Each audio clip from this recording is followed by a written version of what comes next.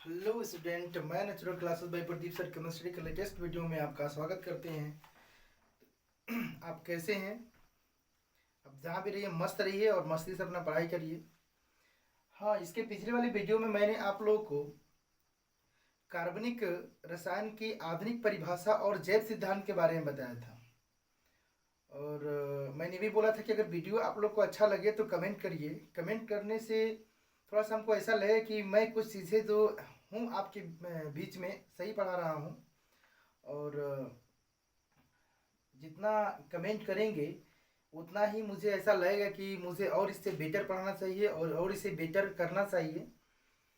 क्योंकि comment, subscribe और like जितना ज़्यादा मिलेगा उतना ही उत्साह हम लोग का भी बढ़ेगा। क्योंकि यार एक वीडियो बनाने में बहुत ज़्यादा मेहनत लगता है, ठीक है। और आप लोग को सब्सक्राइब करने में और लाइक और कमेंट करने में क्या प्रॉब्लम है? अगर लाइक और सब्सक्राइब करते हैं तो कुछ समझ में बातें आती हैं कि हाँ, मैं जो चीज़ें पढ़ा रहा हूँ आप लोगों के लिए बहुत अच्छा पढ़ा रहा हूँ और चीज़ें आप लोगों को समझ में आ रही हैं। चलिए ज़्यादा बात ना करते हुए अपने टॉपिक पर आते हैं। तो इसके पिछले वाले वीडियो में मैंने बहुत अच्छे से हर एक चीज़ के बारे में मैं डिस्क्राइब कर दिया था। और इसके नेक्स्ट वाली वीडियो जो मैं पार्ट नंबर 5 लेकर आया हूँ। आज का हमारा टॉपिक क्या है देखते हैं। आज की टॉपिक है कार्बनिक यौगिकों के स्रोत। हाँ, इसके पहले मैंने आप लोगों को पढ़ाया था कि कार्बनिक रसायन की आधुनिक परिभाषा क्या थे, कैसे कार्बनिक रसायन की आधुनिक परिभाषा का मतलब वर्जिलियस जी ने अपना मत दिए थे, ठीक है। उसके बाद फिर जैव सिद्धांत के बारे में मैंने बताया था और कैसे जैव सिद्धांत की उत्पत्ति हुई और कैसे जैव सिद्धांत की क्या हुई, मतलब अंत हुआ, सब कुछ मैंने बताया था। बस उसमें दो कंडीशन था और वो दो कंडीशन क्या था? वर्जिलियस जी ने कहा था कि अकार्बनिक यौगिकों को मतलब यौगिकों का मतलब यौगिकों से कार्बनिक यौगिक नहीं बनाए जा सकते। मतलब उन्होंने ये बताया था कि जीवित पदार्थों से जो कार्बनिक रसायन क्या होते हैं प्राप्त होते हैं उनको प्रयोगशाला में क्या करते हैं, नहीं बनाया जा सकता है। लेकिन अन्य स्रोतों से हम क्या करते हैं, अन्य स्रोतों से जो कार्बनिक रसायन क्या होते हैं प्राप्त होते हैं या कार्बनिक यौगिक प्राप्त होते हैं उनको प्रयोगशाला में क्या किया जाता है, बनाया जा सकता है। तो उन्होंने अपना मत दिया और बताया कि मतलब ये चीज़ें नहीं होना चाहिए। लेकिन उन्हीं के शिष्य क्या किए थे, बहुत ही अच्छे से मतलब एक डिस्क्राइब किया था। उन्होंने क्या किया कि अमोनियम साइनेट को क्या किया, लिया और अमोनियम साइनेट को लेकर उन्होंने गर्म करा और गर्म करने के बाद उनको मतलब अमोनियम साइनेट क्या था, अमोनियम साइनेट क्या था, अकार्बनिक पदार्थ था। जब उसको उन्होंने क्या किया, गर्म करा, गर्म करने के बाद उन्होंने जब यूरिया बनाया तो वर्जिलियस जी को बहुत तेज झटका लगा कि अरे मेरा हिस्से से क्या किया कि मतलब अकार्बनिक पदार्थ से कार्बनिक पदार्थ बना दिया। तो सबसे पहले क्वेश्चन वहां से उठ के आती है कि प्रयोगशाला में सबसे पहले किस कार्बनिक यौगिक को बनाया गया था?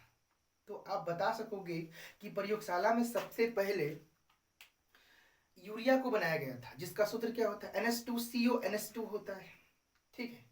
तो ये था जो है कि इसके पिछले वाले वीडियो में थोड़ा सा डिस्क्रिप्शन था, डिस्क्राइब था, जो मैंने क्या किया आपको डिस्क्राइब करा। तो आज की वीडियो में और देखते हैं आज की टॉपिक क्या है। तो आइए स्टार्ट करते हैं। पार्ट नंबर 5 है और टॉपिक का नाम क्या है, कार्बनिक यौगिकों के स्रोत। अच्छा, अगर कोई पूछता है कि कार्बनिक यौगिकों के मुख्य स्रोत क्या है तो आप बताओगे कि कार्बनिक यौगिकों के जो मुख्य स्रोत थे वो क्या थे, जंतु, वनस्पति, कोलातार तथा पेट्रोलियम, ठीक है। ये मुख्य स्रोत है किसके, कार्बनिक रसायन के मुख्य स्रोत हैं। इन सभी को, इन मुख्य स्रोत को मतलब प्राप्त करने के लिए दो विधियां हैं। मतलब वो विधि कौन कौन थी, ऐसे तो निम्न विधि है लेकिन दो विधि को ही हम लोग पढ़ते हैं, देखते हैं। और विधि कौन कौन थी? पहली विधि क्या थी, प्राकृतिक स्रोतों से पृथक्करण द्वारा। उसके बाद दूसरा विधि क्या था, संश्लेषित विधियों द्वारा, ठीक है। तो आइए देखते हैं कि प्राकृतिक स्रोतों से पृथक्करण विधि द्वारा कैसे क्या था। देखिए, पहला था जंतुओं से। मतलब जंतुओं से हमें क्या क्या प्राप्त होते थे, जंतुओं से आप बता सकते हो कि जंतुओं से वसा, वसा जो होता है क्या, जो चर्बी और ये बोलते हैं, घी बोलते हैं ना, ये उच्च क्वालिटी के होते हैं, ठीक है। अच्छा, उसके बाद क्या था, जिलेटिन था। जिलेटिन क्या होता है, ये ठोस होता है, जो भंगुर टाइप का होता है, अगर इसे सूखता है तो क्या होता है, भंगुर टाइप का टूटने लगता है। आप लोग को बताया था जिलेटिन ना। उसके बाद प्रोटीन सबको पता है, यूरिया जो खाद उसमें यूज करते हैं, एंजाइम आदि ये जितने भी हैं किससे प्राप्त होते थे, जंतुओं से प्राप्त होते थे। ये जितने भी किससे प्राप्त होते थे, जंतुओं से प्राप्त होते थे। ये जितने भी हमारे पदार्थ हैं, ये जितने भी यौगिक हैं, जितने भी पदार्थ हैं, ये कार्बनिक यौगिक है। ठीक है, चलिए नेक्स्ट पढ़ते हैं। वनस्पति से, वनस्पति माने बोले तो पेड़ पौधे, और पेड़ पौधों से क्या क्या मिलता है पता है? पेड़ पौधों से पहले तो शर्करा। शर्करा क्या होता है? मीठा क्या होता है? मीठा पदार्थ होता है, जिसको शर्करा मैंने क्या होता है, चीनी होता है। चीनी हो गया। चीनी हमारा क्या होता है? चीनी का अगर मुख्य स्रोत की मैं बात करूं, मुख्य अवयव की बात करूं तो ईख होता है। ऊख जिसको बोलते हैं, गन्ना वन्ना बोलते हैं। ठीक है, गन्ना होता है, उनसे क्या होता है, शर्करा हम बनाते हैं। उसका सूत्र की मैं बात करूं तो नीचे सूत्र लिखा हूं, C6H22O11 होता है। स्टार्च सेलुलोज, सेलुलोज क्या होता है, स्टार्च क्या होता है, ये हमारा क्या होता है, स्टार्च और सेलुलोज का सूत्र एक ही होता है। उसका सूत्र क्या होता है, C6H10O5 का होल ट्वाइस क्या होता है, N होता है। टार्ट्रिक अम्ल हमारा भी क्या होता है, माने टार्ट्रिक अम्ल भी क्या होता है, वनस्पति से ही प्राप्त होता है। और टार्ट्रिक अम्ल का सूत्र क्या होता है, यहाँ मैं नीचे लिखा हूँ, C4H6O6 होता है। अच्छा, टार्ट्रिक अम्ल क्या करता है, ये किसमें पाया जाता है, तो खट्टे फलों में पाया जाता है ना। अच्छा, खट्टे फल में कौन, मतलब अंगूर हो गया, केला हो गया, इमली हो गया। कोई पूछेगा कि इमली क्यों खट्टी होती है, किस अम्ल के कारण खट्टी होती है, तो आप बताओगे कि इमली जो है कि टार्ट्रिक अम्ल के कारण क्या होती है, खट्टी होती है। ठीक है, तो ये हमारा क्या हो गया, वनस्पति हो गया। अब नेक्स्ट देखते हैं कोलातार। अच्छा, कोलातार क्या हो गया, अलकतरा। अलकतरा बोले तो जैसे रोड में नहीं होता है कतरा रोतरा का मतलब यूज करते हैं, तो ये हमारा अलकतरा होता है। अच्छा, अलकतरा में क्या आता है, बेंजीन, टॉलुइन, जालिन, पिरिडीन, फिनाल, कीसोल, नेप्थलीन आदि। अच्छा, ये जो बेंजीन होते हैं, ये हमारे जितने भी कंपाउंड होते हैं, ये एरोमेटिक कंपाउंड होते हैं। ऐसे तो मैंने बताया था कि रिंग दो टाइप के होते हैं, एक होता है खाली डिब्बा और दूसरा होता है भरा हुआ डिब्बा। अच्छा, खाली डिब्बा की मैं बात करूं तो उसको हम एलिसाइक्लिक कंपाउंड कहते हैं, जो वो भी क्या बनाता है, एक रिंग बनाता है ना, वो भी क्या होता है, वो क्लोज चेन होता है। और एलिसाइक्लिक की मैं बात करूं तो जो हमारा मैंने बताया था कि जो हमारा रिंग, अगर मैं डिब्बा की मैं बात करूं, डिब्बा की बात करता हूं, तो डिब्बा दो ही टाइप के होते हैं। एक होता है हमारा क्या, खाली डिब्बा, क्या होता है, खाली डिब्बा। और दूसरा क्या होता है, भरा हुआ डिब्बा होता है। भरा हुआ क्या होता है, डिब्बा होता है, डिब्बा। अच्छा, ये किस हाइड्रोकार्बन के अंतर्गत आते हैं, खाली डिब्बा, ये एलिफेटिक हाइड्रोकार्बन के अंतर्गत आता है। ठीक है, और ये किसके अंतर्गत आता है, एरोमेटिक। और एरोमेटिक में सबसे बेस्ट कंपाउंड कौन है, हमारा बेंजीन। क्या हो गया, बेंजीन। और ये एलिफेटिक में क्या, एलिसाइक्लिक के अंतर्गत आता है, किसके, एलिसाइक्लिक। ठीक है, एलिसाइक्लिक बोले तो इसका जो अगर मैं प्रीफिक्स लिखूं तो क्या होता है, साइक्लो होता है। क्या होता है, साइक्लो। ठीक है, और बेंजीन का मैं सूत्र अगर लिखूं तो बेंजीन का सूत्र सबको पता है, C6 क्या होता है, H6 होता है। ठीक है, तो ये मतलब एलिफेटिक में होते हुए भी इसे हम क्या करते हैं, एरोमेटिक में लेके चलते हैं। एरोमेटिक में लेने का कारण है, एरोमेटिक में इसलिए लेके चलते हैं क्योंकि एलिफेटिक जो हमारा होता है ओपन चेन होता है। क्या होता है, ओपन चेन होता है। और एरोमेटिक हमारा क्या होता है, एरोमेटिक हमारा क्या होता है, ये हमारा क्लोज चेन होता है। क्या होता है, क्लोज चेन होता है। और एलिसाइक्लिक भी हमारा क्या होता है, क्लोज चेन होता है। बस शर्त यह है कि ये खाली रहता है और ये क्या रहता है, भरा हुआ रहता है। ठीक है, तो चलिए ठीक है, देखते हैं बेंजीन का अगर मैं बात करूं तो बेंजीन का स्ट्रक्चर की मैं बात करूं तो बेंजीन का जो स्ट्रक्चर होता है ऐसे ही होता है। ये क्या है, ये बेंजीन का स्ट्रक्चर है। ठीक है, ये बेंजीन इसे बोलते हैं C6। ठीक है, अगर मैं टॉलुइन की बात करूं तो टॉलुइन का सूत्र क्या हो जाएगा हमारा, ये हो जाएगा। बस बेंजीन बना लो और उसके बाद ऊपर क्या कर दो, बेंजीन बना लो और CH3 लिख दो, ये टॉलुइन का सूत्र हो गया। पिरिडीन का सूत्र हमारा क्या होता है, बस बेंजीन बना लो आप और इसे यहाँ पे थोड़ा सा इसको ऐसे बनाते हैं, ये हमारा क्या है, बेंजीन का सूत्र है। ठीक है, फिनाल का सबको पता है ना, फिनाल का तो सबको पता है भैया। अगर आप इसे बना लो इस तरह से, ये देखो ऐसे। ठीक है, ये किरचॉफ का सूत्र क्या हो गया, क्रिस्टॉल का सूत्र ऐसे हो गया, वो बना लो, ये क्रिस्टॉल का सूत्र हो गया। नेप्थलीन का क्या सूत्र, नेप्थलीन का बस बेंजीन बना लो, उसके बाद ऐसे बना लो इस तरह से, ये नेप्थलीन का क्या हो जाएगा, सूत्र हो जाएगा। ठीक है, ये नेप्थलीन का सूत्र हो जाएगा। ठीक है, आदि ये जितने भी होते हैं कोला तार से प्राप्त होते हैं। ठीक है, किससे प्राप्त होते हैं, कोला तार से प्राप्त होते हैं। अब देखते हैं पेट्रोलियम से।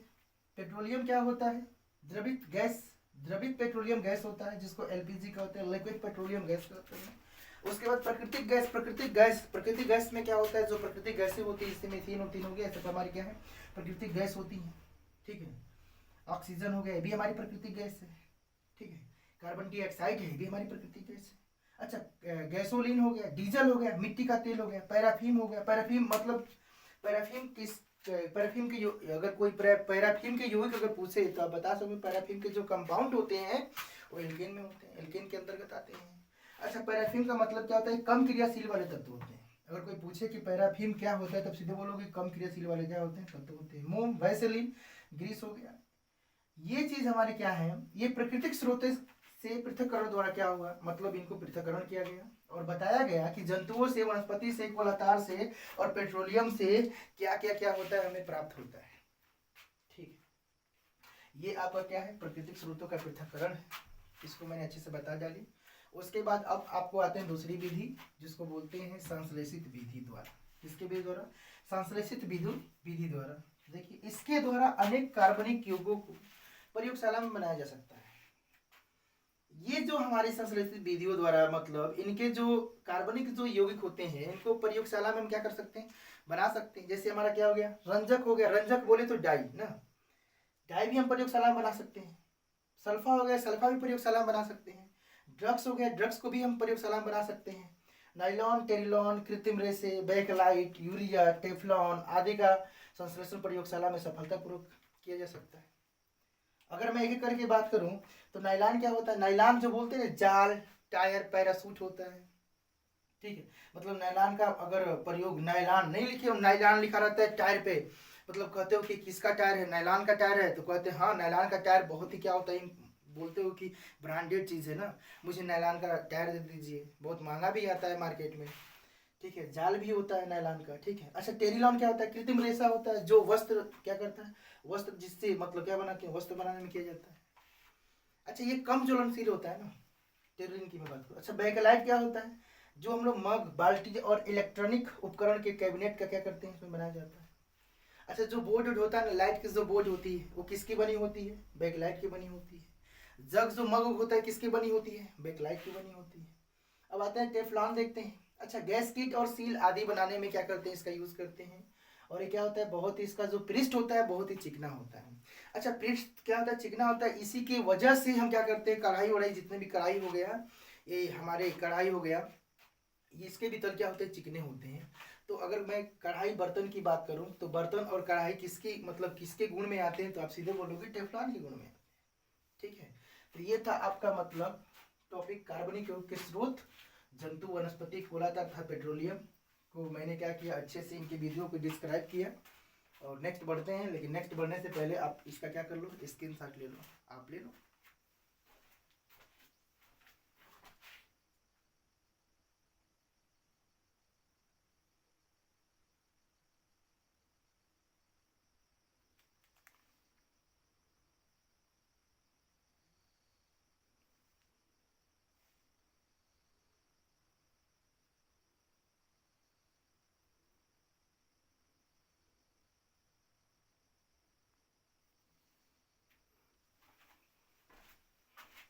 हाँ, तो देखिए नेक्स्ट चलते हैं परीक्षा की दृष्टि से। ठीक है, किसके दृष्टि देखते हैं, परीक्षा की दृष्टि देख लेते हैं, देख लेते हैं। कुछ क्वेश्चन है कि प्रयोगशाला में सर्वप्रथम बनने वाला कार्बनिक यौगिक कौन था, तो आप सीधे बोलोगे यूरिया था।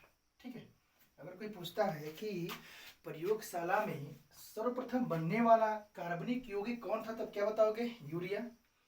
उसके बाद दूसरा क्वेश्चन देखते हैं, जीवन के लिए सर्वाधिक 6 तत्व, कोई पूछेगा कि जीवन के लिए सर्वाधिक 6 तत्व कौन कौन है, तो जीवन के लिए सर्वाधिक 6 तत्व carbon, nitrogen, hydrogen, oxygen, phosphorus और क्या है, सल्फर है। ठीक है, एलिफेटिक यौगिकों का जन्मदाता किसे कहा जाता है? मीथेन को, ठीक है, जिन्होंने CH4 के बारे में बताया था, ठीक है। कार्बनिक यौगिकों के मुख्य गुण कौन कौन है? कार्बनिक यौगिकों के जो मुख्य गुण है, यौगिक के क्रियात्मक समूह, यौगिक क्रियात्मक समूह में कौन कौन आते हैं? जैसे कार्बोक्सिलिक अम्ल आ गया, सल्फोनिक अम्ल आ गया, एस्टर आ गया, एल्डिहाइड आ गया, कीटोन आ गया, ये जितने भी होते हैं कार्बनिक यौगिकों के क्या होते हैं? मुख्य गुण होते हैं, ठीक है। ये मैं आप लोग को परीक्षा की दृष्टि से पढ़ा रहा हूँ ना। लकड़ी से प्राप्त CH3OS जिसको बोलते हैं मेथिनल को क्या कहते हैं? कास्ट स्प्रिट की संख्या, मतलब क्या की कास्ट स्प्रिट की संख्या प्रदान की जाती है। अगर कोई पूछेगा कि मेथिनल को किसकी संख्या प्रदान की जाती है तो बोलोगे कास्ट स्प्रिट की, ठीक है। दूसरी बात, वातावरण में कार्बन डाइऑक्साइड की उपलब्धता कितनी है? तो वातावरण में कार्बन डाई की उपलब्धता लगभग 0.03% है, ठीक है। तथा पृथ्वी की भूपट्टी में स्थित कार्बन की उपस्थिति कितनी है? अगर मैं कार्बन की उपस्थिति की बात करूं, कार्बन यहाँ पे मैं छोड़ दिया हूँ, पृथ्वी की भूपट्टी में कार्बन की उपस्थिति, अगर मैं कार्बन की उपस्थिति की बात करूं, कार्बन की उपस्थिति कितनी है? क्या बताओगे? 0.02%, ठीक है।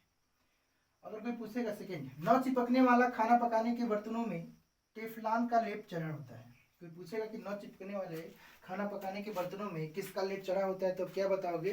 टेफ्लॉन का, ठीक है। चलिए, नायलॉन की खोज किसने की थी?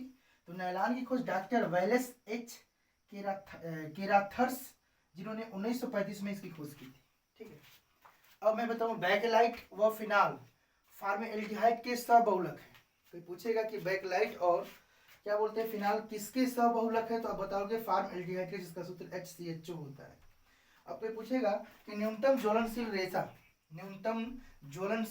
रेशा जिसको बोलते हैं फाइबर किसका होता है? तो टिरलिंग का होता है, ठीक है। तो ये था परीक्षा की दृष्टि से कुछ क्वेश्चन थे जो मैंने आपको बता दी, ठीक है। तो आज बस यहीं तक। मेरे वीडियो को आप लाइक, शेयर और सब्सक्राइब करना ना भूलें। अगर ये वीडियो आपको अच्छी लगती तो कमेंट करें और कमेंट में बताएं कि ये वीडियो आपको कैसी लगी, ठीक है। Thank you so much.